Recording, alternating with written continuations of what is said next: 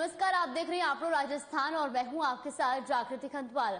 रुक करेंगे खबरों का, लेकिन उससे पहले इस वक्त की हेडलाइंस।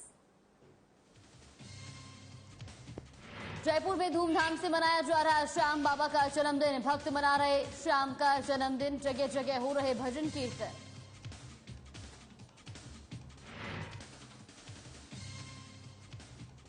अजमेर में धूमधाम से मनाया जा रहा है श्याम बाबा का जन्मोत्सव। खाटू श्याम के जन्मोत्सव पर उमड़ा श्रद्धालुओं का जलसैलाब, भक्तों से सजा बाबा श्याम का दरबार।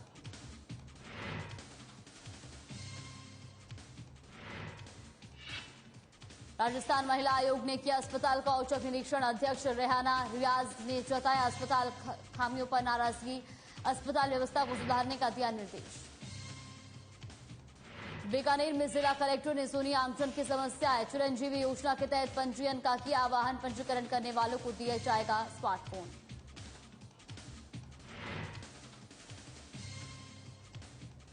और जयपुर में बढ़ रहा डेंगू का प्रकोप, डेंगू के मरीजों के आंकड़ों में इजाफा, डॉक्टर्स ने दी सतर्क रहने की सलाह।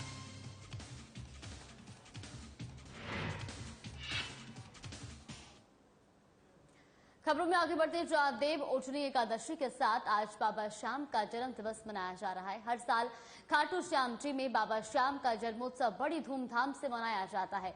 यहाँ देश विदेश से लाखों श्रद्धालु बाबा श्याम का जन्मोत्सव मनाने बाबा श्याम की नगरी पहुंचते हैं।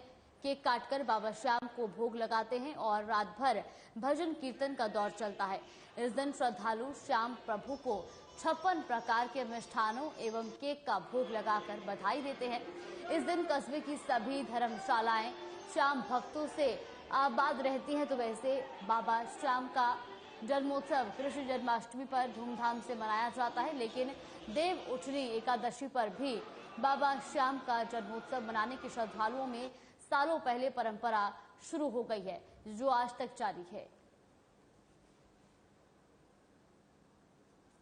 उसमें ये होता है कि सभी श्याम भक्त है ना, जो बाबा को अलग अलग तरह तरह की मिठाई का भोग लगाएंगे, पेड़े का, चूरमे का, मतलब जो भी उनकी श्रद्धा होती है, तो वैसे अनुसार अपना भोग लगाएंगे। बाबा का केक वेक कटाएंगे। बर्थडे आ रहा है तो उस तरीके से बर्थडे का केक वेक की तैयारी हो जाए। ब्राउन पेड़े और चूरमे का भोग लगता है सबसे ज्यादा। पेड़े का महत्व ये है कि दीदी, यहाँ पे जो डबल शिकाई का पेड़ा होता है ना, वो ज्यादा चलता है और ज्यादा मतलब बाबा को वही पसंद है, तो उसके अनुसार पेड़े का भोग होता है। लखदातार बोलते हैं।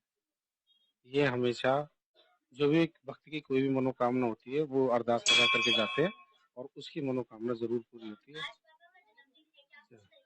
तैयारियां ये वही जिस प्रकार से जन्माष्टमी के ऊपर भगवान श्री कृष्ण के जन्मोत्सव की तैयारी होती है, उसी प्रकार से बाबा के भी जन्मोत्सव की तैयारियां है।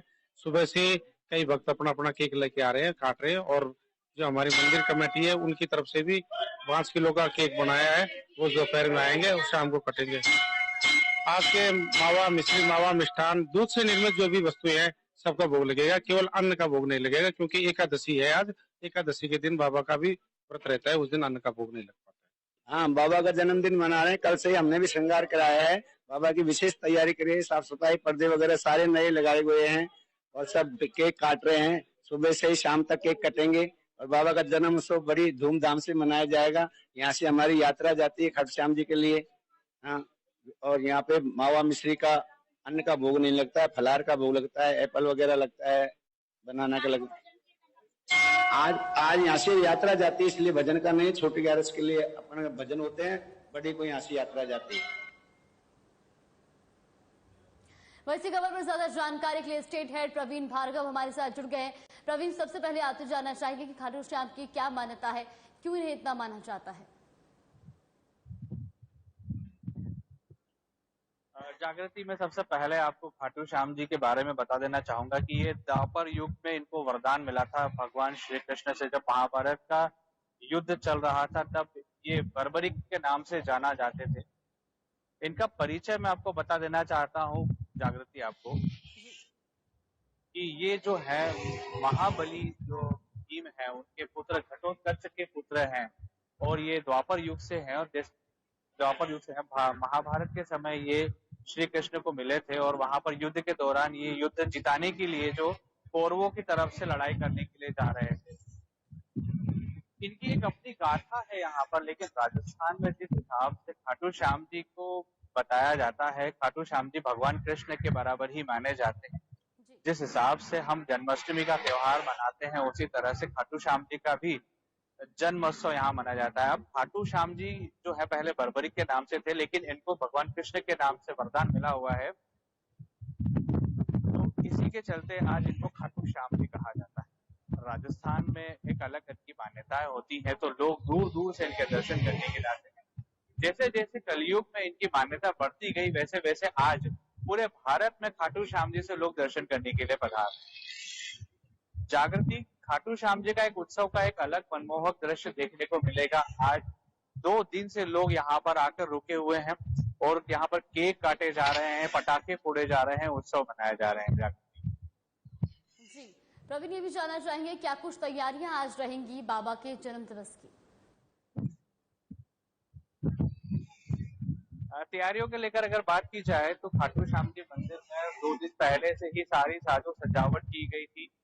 भक्तों के लिए विशेष दर्शन की व्यवस्थाएं भी कर ली गई थी। इसके अलावा जो केक वाला जो सिस्टम है कि जिस हिसाब से हम भगवान कृष्ण का जन्मदिन मनाते हैं अलग तरह से, उसी तरह से भगवान खाटू श्याम जी का जन्म भी यहाँ पर एक अलग तरह से मनाया जाता है। यहाँ एक बड़ा सा केक लाया जाता है, केक काटकर उनको हैप्पी बर्थडे विश किया जाता है और लोग भक्तिमय माहौल में भक्त जो है गीत संगीत गाते हुए भगवान कृष्ण भगवान श्याम को जो है यहाँ पर जन्मदिन की शुभकामनाएं देते हैं और उनका आशीर्वाद प्राप्त करते हैं।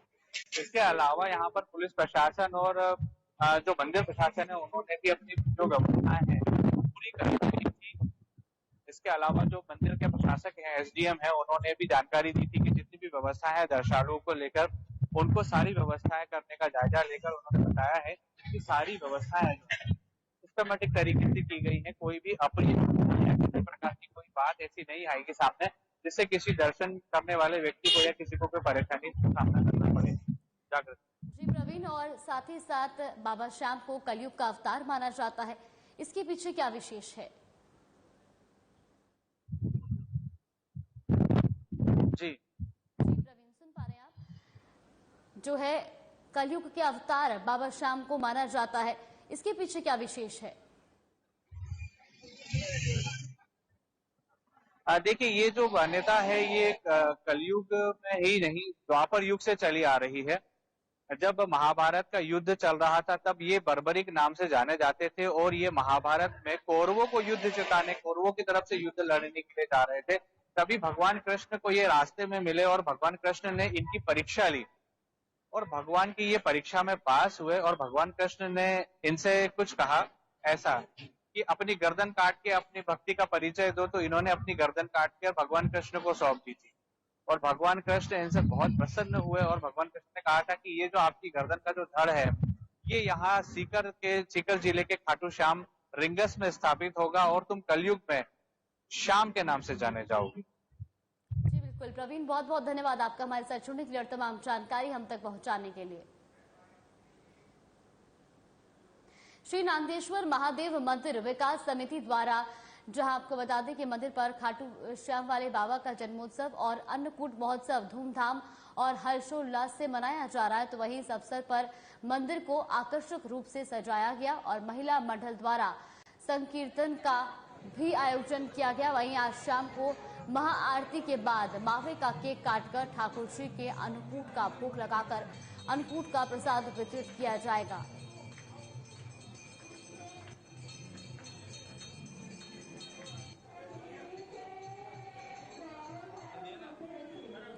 श्री नांदेश्वर महादेव मंदिर विकास समिति द्वारा क्रिश्चियनगंज स्थित नांदेश्वर महादेव मंदिर पर खाटू वाले श्याम बाबा का जन्मोत्सव और अन्नकूट महोत्सव धूमधाम और हर्षोल्लास से मनाया जा रहा है।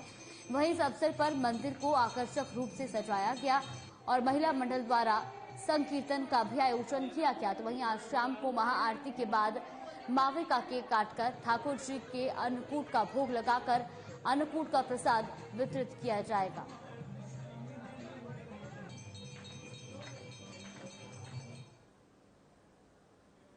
खबर शुरू से जहां राजकीय भर्ती अस्पताल का राजस्थान महिला आयोग के अध्यक्ष रेहाना रियाज ने औचक निरीक्षण किया। आयोग अध्यक्ष रेहाना रियाज ने अस्पताल में निरीक्षण करते हुए बताया कि अस्पताल में बहुत सी जगह कुछ खामियां नजर आई। अध्यक्ष रियाज ने अस्पताल अधीक्षक हनुमान जयपाल को अस्पताल की खामियां दूर करने के दिशा निर्देश दिए और वही उन्होंने कहा कि अस्पताल में किसी भी प्रकार की लापरवाही करने वालों को बख्शा नहीं जाएगा। तो चूरू से खबर आपको बता दें, जहां पर आपको बता दें कि राजकीय भारतीय अस्पताल का राजस्थान महिला आयोग के अध्यक्ष रेहाना रियाज ने औचक निरीक्षण किया। आयोग अध्यक्ष रेहाना रियाज ने अस्पताल में निरीक्षण करते हुए कुछ खामियां नजर आई, जिस पर उन्होंने नाराजगी भी जताई। तो ऑन ड्यूटी डॉक्टर्स सीट पर नहीं मिले हैं और कई लोग थे, कई लोग नहीं थे और एक संतोषजनक जवाब नहीं मिला है और गंदगी की आलम थी चारों ओर।